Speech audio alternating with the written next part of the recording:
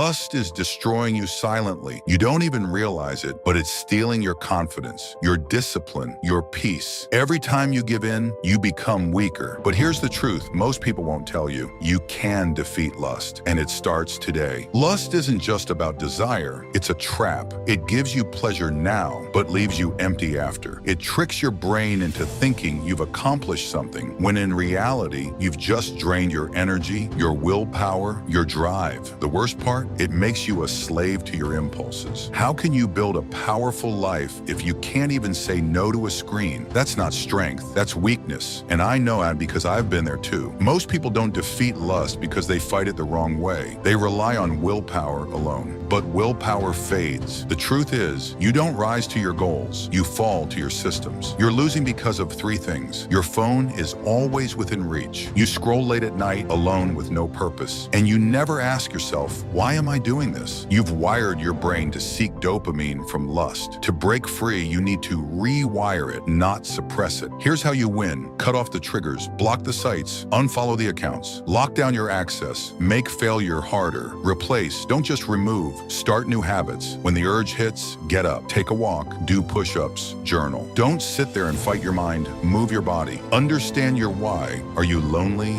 bored, numb? Lust is often a mask for pain. Deal with the root, not just the symptom. Now imagine waking up with control, focused, strong. No more hiding, no more guilt, just clarity. When you defeat lust, your energy returns. Your confidence rises. You stop being led by your impulses and start leading your life. You're not weak, you're just untrained. Start today. Defeat lust. Take back your power. Because the real battle isn't out there, it's in your mind. And the good news is, you can win it.